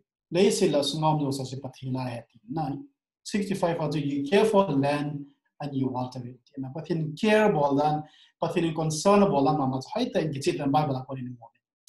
Genesis doesn't got to but when God created the earth, every day he said it was good, it was good, it was good. Nah, but he said it was good. Until sin those but in Kalung Hay but in Lung Hema Madinga. But when God said it was good, it must be really, really good. But in Ihozang Vasanas and Tilka the same mind, Vasanas carpenter and carpentry artist painter Kayana. Kathil same Nasata a focabola, Tilka Kasim, Nasata value kabol, and Kadi has a value kabol in my mind. It's in Genesis as a banana, but he said it was very good. So let Ihola Beham Velza, when I can like Kazakh, now, but in the Seho. I say now, Kazakh, but here in the same day, first day he created this, second day he created this, third day this, and on the last day God created human being and he said it was very good. I have a Bible, so I say my he doesn't get it point now. Bible has a big example. Genesis 1:31, 30 and 31. So God looked back at all his creations. Look back at all his creation, which means not just human beings, but the creations from day 1 to day 6. Now, God looked back at all his creation and he said it was very good. So something that God valued very much. Now, but he nasata value about Pazu, he gave chapter 2 also he gave human being a responsibility to care for it. Nangin ting to lang betul dan dapat human beings sakit. Now, Genesis chapter 3 aku ngun ke nahila. Mihim chonse na angsat pas in na. And then sin came into picture. Now, sin came into picture only pan aja piti ke nam dia. But here in Mihim parts on say there's a patin at your same Sahan curse and Paleta. Curse is the earth because of you. John 3:16 who is in Tinga John 3:16 Janjaka say Bangatanja Pola Janahunza. Now John 3:16 so many times meetam ta any holanga we understand John 3:16 in the context of God love for humanity. Now I want to say mal but here in Hebongai one knowing one knowing a same sa one knowing listen and I atina. So biza aju pathin the same sa one knowing listen and I hang dia Genesis 1 achu pathin alung thai ke na alung thai pa chu it's alung thai na same listen biza pathin achapa Jisu ahin song khalam dia hala alung thai na asim listen pa je bihin chon se ja Genesis bungthama sa sabse naam ka hai na curses the earth because of it. Chachu Romans chapter 8 the creation is groaning for its redemption. Ati na the creation part it's redemption pathin kasilum chala jala pathin cross Genesis John 3:6 na redemption plan ba it's not confined to human only but it's for the whole creation which means that human beings Genesis 2 we are created in the image of God na in God day and so Dr. Pauthang we but in to see animals or there's no difference except for become Doungel pa head till head thina pa party na like edka abel nom one difference where we are created where we are different from other animals is God created us in his image. Since we are bearer of that God's image, I think we have a big responsibility to love for the things that God loves, to care for the things that God cares. But in lim the male to puna the patin a day till also, but in a day sat in ho, I know the patin a lung sit till also, iho in the ide wa lung sit the bota hate it so fast. Who are we to care? Who are we to not care for things for the things that God cares so much now? sorry, if we claim to be a children of God. The environmental crisis, the scientific problem. The environmental problem, it's one of the current issues. The environmental problem is a scientific problem, an economic problem, a political problem, a security problem, a moral problem, and a matter of life and death for millions. Now, but at its roots, it's a spiritual problem. Ed Brown and Alekabu and Father's Word of Anakala. It's a environmental problem. It's not just scientific problem. If I go in co, it's a go but in talk, it's a pazo, Akichi Sela, but him the milk, a poet, the Patikichi. I think we need to love the things that God loves, and we need to care for the things that God cares. So, Mitahim, a possible reason why. The Bible, one is clearly written in the Bible to care for the environment. Why is it we are not caring for the environment? Because in them, possible reason. Nothing to do with me. Now, me talking as an environment, so it has nothing to do with me. It's too much related to other reasons. Now, it's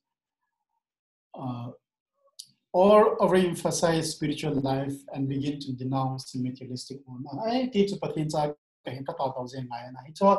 it's a thing for the two. They had a plastic, mental, so lazy till he boy, a girl, zonky ummate. I know many equate interest in environmental issues as pantheism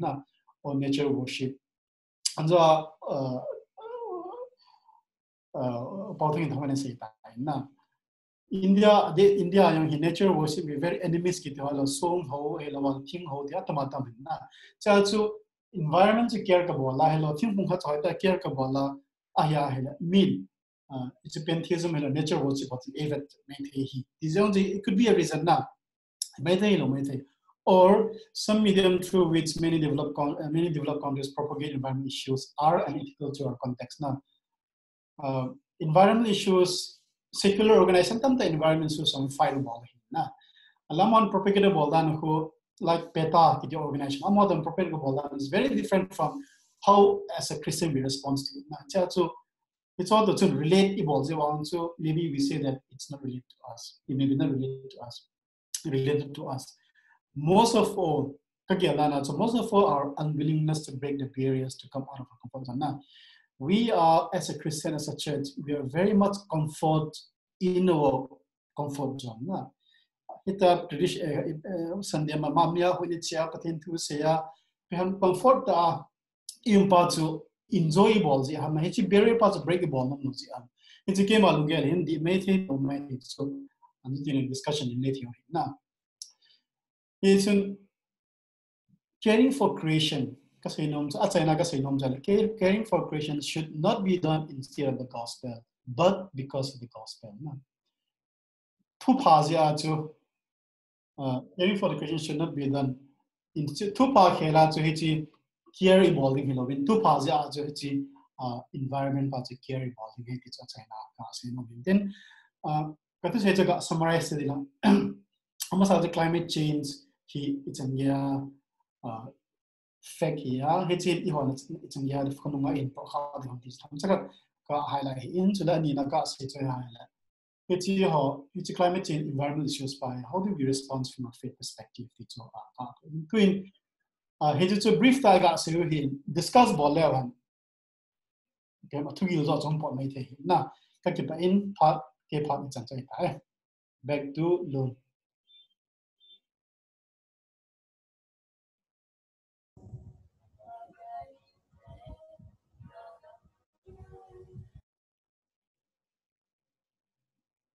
Loan unmute. No, is alone. Sorry. Kipao me pu Thangmangin climate change from faith perspective the thupi mangchan holimna ngai no ta le ipham hetna kibena hilna hinna even achunga kipa thu isa even tu hin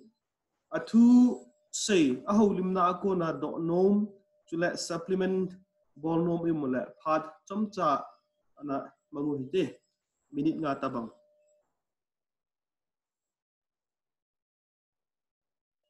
say no mình lại khó đồ hình tung hình tin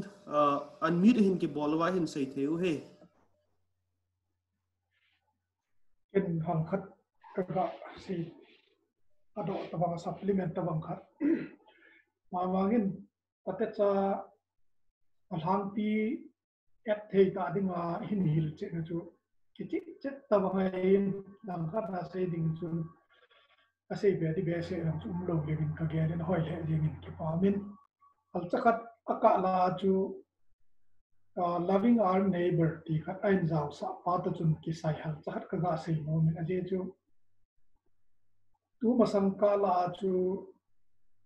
ki chi 2000 zo ba pa ta environment issue pa hina sa ta jong hu hat de set khadin ka gelin UN in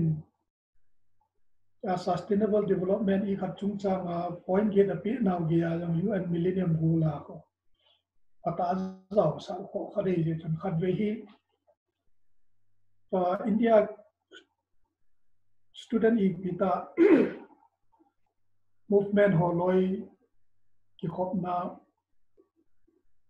kohima chun thu sei khade pe bin icha kana sei chu environmental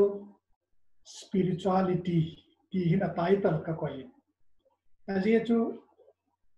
environment hi kon khadin protect bol de hi tia ka sei tin chu le ken ka sei na chu protection itself is a discrimination ka tie aje chu protect ipi tho tiang le chun a protector pa hin thane na khat anei ama cha control la hu pa nga a protect holoi chunga chu ama hi thane da na pa adi poi je chun mi hem hi pathierin stewardship in say na genesis akipana hui bet avetu dinga koi achunga thane dinga ki le khil pa kun athane dinga ko hilobin avetu dinga koi pa zo hin aman khil ja environment asu se zo hi protect body hin ti deng le chun ama hi thane ki pe ki tho tho ding ama chun protect da ha je chun ki to di thei poi hi chi sanga chu Christian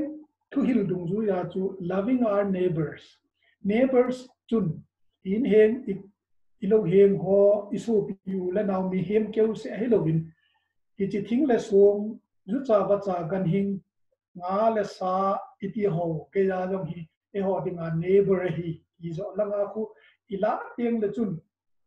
e ho hin ama ho loi hi neighbor hi ja chu recognize bol teng le protection loading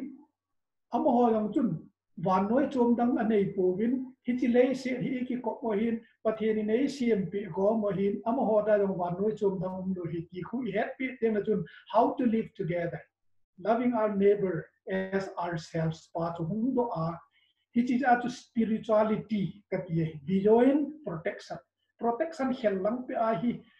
spirituality ti chu ama hi neighbor khana recognize bol teng ti ti hin khom ding ham ti hung do in khom thei lo lai se wa hi mi heman le su kha ji in lo wa mangin a sei thing phung som phung wa ko na hui thian ki mu ta lo i tu chai ka mu le badung ho ko na tui thian ki mu ta lo hui thian tui thian i mu lo na chu e ho ma ma hi chi neighbor ho loi chu recognizable wa hin pi lo je e ho discriminatable wa amo ho chunga hi thil se su sa je wa e ho hin le ko kha ki pau hi mai ya chu a hi thei chana chu amo ho thin i ti hin khom de ham ti het te mu le e ho lo hi hung ki phathia it is actually loving our neighbors hi so people now ki mi hem ke se lo wa ti thing le so ho ge ya hi our neighbors hi ti to recognize bola hin khom pi thei te te ti pa to gel kho kha hi ba hin se yong ti lai ma ma cho hin hi chi pa hi Christian sarkar hi ha tai ki lo wa hi le thing lam mi ho tu thing le so hi chem hem khari ki si ma hi le chun aga patet na tu thing hoi sel kha tu ga ki vau tam jen ti ta bang chu thing yong chun hin na ne ti pa hi gel ho lo lu kha chu va cha ho jen yong bang chu va a yong i ne lu hel kha dong ki se li no te te ta bang hin ho lu ti e ho orientation pa hoi lo pa hi ne por kha hi ti chun ki hil do thei le punung ten le ga sa tam zop jen ding hin ko ne hi ti ge lo thi na ma cha gan hin ho lo chu mo tha tha the hi lo na pa chu hin ku mo lo the ding ha ti je chun Christian ho lo hi I pathen thu hil pa den ki to a hi chin zo ding environment as one of our neighbors I recognize for la hin home pi ding hi beyond protection to spirituality hi ya kana ji chu article khat UNE khat mana man cha ding ge ya ku kana ji ko khat amahon publish abo hin NCCI te chan ti chun chita chun ki saya chun nan se chu ka ki pa je athal khat ka ga be la he ki pau me pusat kain hoitain Doungel se khom se bena hin yin hi chilang sai da hin tu le tu a doctorate research ball ila over hong pangin Germany a bola hin u thangza khup hangsing amazon Doungel hem khat han se be thile ki pau min te kajipa elun tengle umang chunga yang kajipa na thuk ka sein mang to seminar ka Nagaland na yang bol khomte ding kati kan gel hon jing hin climate change Christian perspective ma han sei chu kichi set jing in ma experience ne yong hin ban le pu Dr. S Songloi nyong hin hil chin ben ken ka ga sei nom chu neu khat chi topic hi issue hi ho Christian ho dinga desana kuki ho dinga yong hi thil kho ta hi tai ti chu ka ga sei do nomin in cha ka sei nom chang khat ka ga et te nom neu khat umang sei o question Halloween neu khat kin yong interest area hi chu ka ga sei nom chu article khat no min 1967 lang hetan the historical roots of ecological crisis kiti khat Lin White ki nasim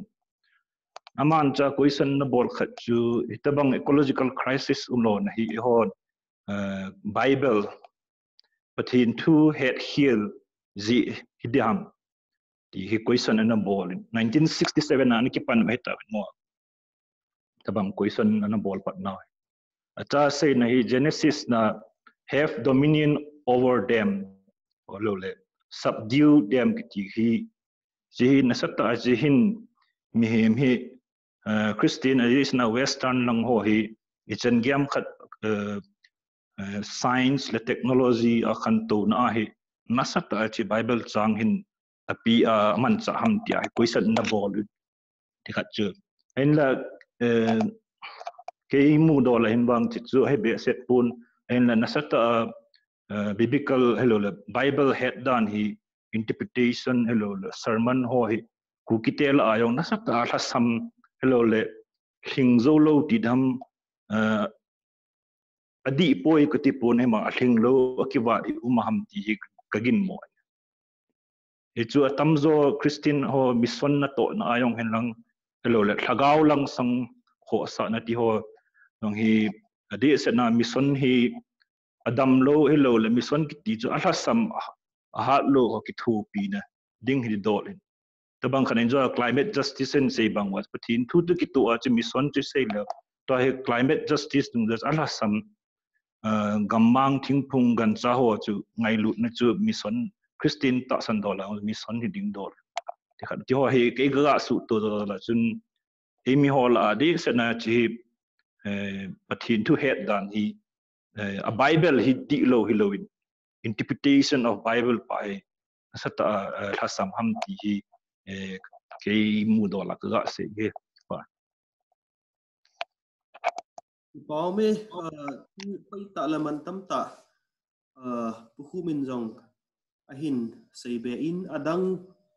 sei nom yum wam thu do dong nom he lo le Doungel in sep khom nom yum na lai wam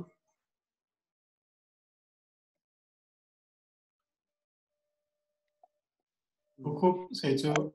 elemen tak boleh na. Hange Lin White he a thesis he EPSA he very controversial and kya hai. Ama in Christian Bible are based on the Bible teach Christian to be fruitful and multiply na. If you fruitful and multiply, our population na increase akal jingze wa they are responsible for environmental degradation. present the ball le it have mo min phao kha thi ding hin na to he Christian authors so it's related to Kesaya lekha tamta akizita na tam zo hem lin wide they try to keep like answering lin wide na Christian or lin wide say dita ta hamna are we really responsible for ajizo global Christian population he person he tam tho hin na so the Christian ho hin na certain initiative la lang environment he care about there could be a big change so to he bana is a best lin wide say he a biblical quote also deal with it may not be necessarily theologically correct kilometer ever also to say part to again long here but cái bảo min part of the child dung zing in hetman lo ka in tu ni in second session in climate change from faith perspective thì hi bu Thangmang in man tam ta thu hin hil na wa ku na hem khat summarize iti du ham ga mu do phabep chula e ho in jong igel be diu le ichi pi ding wa the ho chi pe ham ti le khatna chun I mean thu hin do achai na lang chun why do we need to care our environment atina chun khatna it is our responsibility Genesis bungsung sipata chan simleo hen eho responsibility imo pu now a hi pa chu phada cha in aman do hin hil che pe tawin chu hin se be da tang kating aba na chun environment care bolding dan colding angai na pa hi responsibility a hi ke ujong hilowin it's justice issue a hi jong ati in chu tu a banga hi wa no hi ache jom pe a hi le itu icha tew hin vacha a hi lo tui a hi lo gancha te hoi tampi a hin mu ta lo di wa hi cho ta bang he extinct hung hi ding hi tan hi che ho ta bang chu itu icha te ding wa environment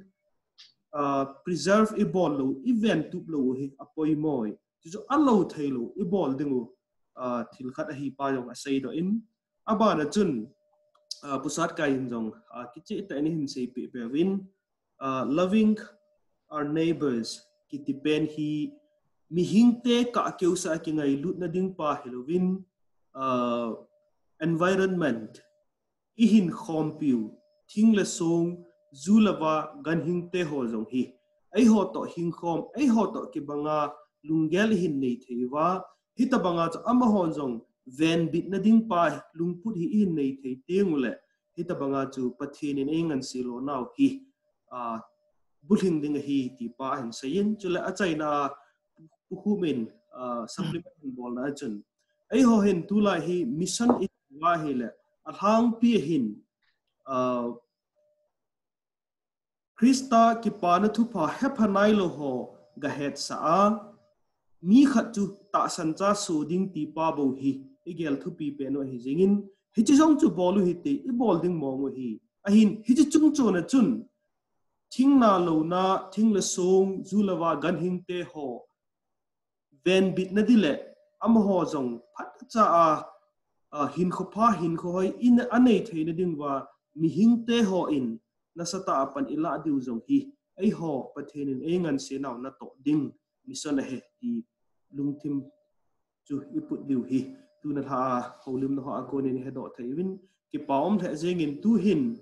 I phat ho chaina khum khana ipaham ki pa thu sei na to chu le phat khum khana tauna Dr. S changlo yin hin nei pe win tin tu na hai phat chaina khu chan chu ana hi tan te apu nang phat khan pe ki pam le jeng in Khangdong Lamhil hi adbe yong la ka sei nan bolu a kho na aje kho pen ta hi Khangdong ho lockdown suma EPT hin kho aman thei di ham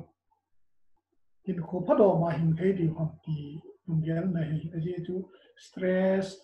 so le loneliness ti ho loi to bang tam ti hi Khangdong ho hin kho am ta aje hin กิสาลุงกินดับเฮแนวขัดสุดแล้วน้ำปีผ่าปะเทียนทั่วนาละเราทั่วนังตาสะทุยลำละครที่เฮนั่นเองไอ้เด็กตาหุ่นจีบอลคายอามาซาลิน่าหอยเลยเจงินตู้จันเกย์เสียดอกเสียดอกที่จีบอลล้อลูบิขะเล่หอยซาลูบิเจงินยังไงตัวไอ้เล่ที่จีนั่นเองเขาปะเทียนทำว่าเอาเนี่ยสุดแล้วตู้นี้นี่ละเองอดีตดินดาวตัวเป่าทางหินสุดแล้วอินเอามางหินประเทศทูตกิไซ climate change ทูยันลังสุดแล้ว environmental issue หอยยันลังดังตั้งปีเฮดดีว่าลมตั้งปีหินเสียเป็นตัวนั้นเสียดอกร้อนเสียหิตัวนี้ไงมีสองทุ่มวันเบ็ดปีบินอภัตนาจุดสองทุ่มดึกทุ่มเวลิมหิวตัวหลังหินมุ่งถอดสู้จับที่จำเละที่จีรีคอร์ดพัฒจากีบอลเลยจ้ะแต่คนนุ่งจันเดียมีตั้งปีนั้นไงพัฒจูบีดีมาฮิเจนที่ว่าก็ใส่เองเงินตัวเละนังนี้จุงอาจจะอัดตุ้มเบนกี่ปาทุกันโผล่ไม่ได้สุบานินตัวนี้ถ้าโมเดลอินบอลไปอยู่ทั้งเป็นดูในอิน ECCR Deputy Director จะมาหินสุดแล้วตัวKhangdong Lamhilจะมี Joint Director ละปังไอหินพัฒน์แก่จันบอลดิ้งอารมณ์หอยแต่นินบอลตัวที่น้องมาจุงอาจจะกี่ปาทุกันบ้างพุ่งที่นินสุบานินเกี่ยงละกังเอาหงเจ้าpastor ho hin holam kai ho kala la city jo sia state jo sia tampi hung pang khom theyun nangin che phai jong le no lo se chung ki pa thu kan thomen subanin impi chambers lam kai ho secretary puwa panin adang phoi set lam kamu in ki pam le jengin ti bon chau chunga Khangdong Lamhil thal hengin keimanที่ปาทูกันพงเงนัตัวพัดนาวตะทีนึงพัดเทบุญดินอปานบานานักกิไงจัดนาวจังเละในนั้นเสียว่ามีตั้มปีพัดจุนในฮีเทเตดิ้งฮีอาศัยนากันพูดต่อตันเตก็คิดไปดาวนั้นเองก็เตะตาเวทเองไงลูกหิงสิงกับประเทศนังมันในลุงเสดกุตัวนาวเกดังตาตูนิจังเกียนมีเห็นตั้มปีนทีละมันโตเตจังเลยเกี่ยวจังฮิดำนั้นเองเป็นอะไรยุนอดีอาคังดองหอนขังตัวเฮ็ดดีว่าลมทิลตับปีหอลอยเฮ็ดนาจีนในกันเอาเดียวตั้มปีทุเสนาละสะนักกังอายุนเฮ็ดนะฮออันเสดหอกิอปัจจุบันมองตีเกยตันยังกิเจตากเฮ็ดเจนก็กิไปนั่นโลกีก็ทำไว้นะฮีตุนิราทุปีหินเสกมาหินต่อทางหินประเทศน้ำมันนี่ยังเฮ็ดนาจีนตั้มปีเปเบนอะไรนะมีตั้มปีตามีตั้มปีอาทิงาพัดโจมินหินเสียมาลายินเตียกระตาวผิวหีนังมันพัดเทบุจึงเงินลังเอ็นเจนนัลฮอนเสียเป็นลังนักต่อทิลบอลพอนับสาวสาวดิบิงานักต่อผิวหีส่วนKhangdong Lamhilลำไก่หัวเสียงนังมันดำเทพัดเทนับเป็นลังอันต่อนับปันปีจึงเงินลังสุดละไปโลอาทิลบอลจงกะฮิโปวินประเทศยี่ขัดเลนีเป็นเฮดนาจีนักกิเบอาทิลฟ้ามูเบลที่อากังไงตัวนาหุ่นพัดเทบุนกระตาวหีตัวนี้เราหุ่นไก่คอมหุ่นกิมังจะคอมมีติงาหุ่นปังโซปิวเลนาอุกไก่น้ำมันขัดจังเจ๊ตั้งหัวซานั่นเองว่าของเราเทียมอมหัวซาลินนั่นเป็นโลกีกระทำของประเทศอมหัวเราเสียงพัดเทบนลังคนนุ่งสังเกตเห็นนาวจีนมีตั้งปีฮิลซอนเทนดีวินตั้งเทพัดเทนเป็นเตียกระต่ายปีวีก็เสียดอกหินไงนั่นลายดิ่งสูบิวแล้วนาวตั้งปีนลงพิจิอากิเสียดอกเฮ็ดเทนตาเป็นนิยามสูบิวดิ่งลงกระต่ายปีวีพัดดำเสียในใจสะสมนั่นเป็นโลกีกระทำว่าอุนอบานไอ้ดำไกว่าก็คิดขบคิดตกว่าจงดำในปีดีวินยังไงดูเห็นสิ่งประกายเยซูคริสต์ในกระต่ายที่อาเมนอาเมนดำเสีย